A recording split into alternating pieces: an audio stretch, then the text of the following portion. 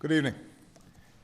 Today, the United States continues to build a broad international coalition to degrade and ultimately destroy the terrorist group known as ISIL.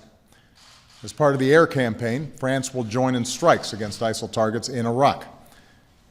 And as one of our oldest and closest allies, France is a strong partner in our efforts against terrorism, and we're pleased that French and American service members will once again work together on behalf of our shared security and our shared values. More broadly, more than 40 countries, including Arab nations, have now offered assistance as part of this coalition. This includes support for Iraqi forces, strengthening the Iraqi government, providing humanitarian aid to Iraqi civilians, and doing their part in the fight against ISIL.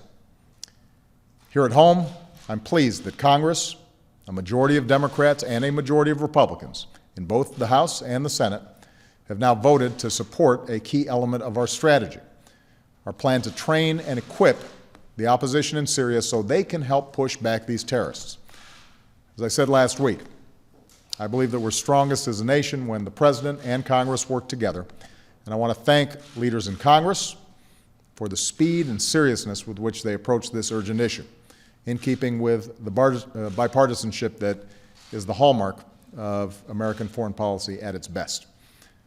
Now, these Syrian opposition forces are fighting both the brutality of ISIL terrorists and the tyranny of the Assad regime.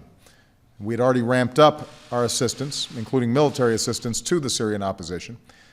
With this new effort, we'll provide training and equipment to help them grow stronger and take on ISIL terrorists inside Syria. This program will be hosted outside of Syria in partnership with Arab countries, and it will be matched by our increasing support for Iraqi government and Kurdish forces in Iraq. This is in keeping with a key principle of our strategy.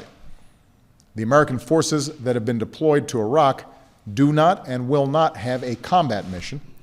Their mission is to advise and assist our partners on the ground. As I told our troops yesterday, we can join with allies and partners to destroy ISIL without American troops fighting another ground war in the Middle East. The strong bipartisan support in Congress for this new training effort shows the world that Americans are united in confronting the threat from ISIL, which has slaughtered so many innocent civilians. With their barbaric murder of 2 Americans, these terrorists thought they could frighten us or intimidate us or cause us to shrink from the world, but today they're learning the same hard lesson of petty tyrants and terrorists who've gone before. As Americans, we do not give in to fear, and when you harm our citizens, when you threaten the United States, when you threaten our allies, it doesn't divide us, it unites us. We pull together, we stand together to defend this country that we love and to make sure justice is done, as well as to join with those who seek a better future of dignity and opportunity for all people. And today our strikes against these terrorists continue. We're taking out their terrorists, we're destroying their vehicles and equipment and stockpiles, and we salute our dedicated pilots and crews who are carrying out these missions with great courage and skill. As Commander-in-Chief, I could not be more proud of their service. As I told some of our troops yesterday, the American people are united in our support for them and for their families. And as we go forward as one nation, I'd ask all Americans to keep our forces and their families in their thoughts and prayers. Thanks very much.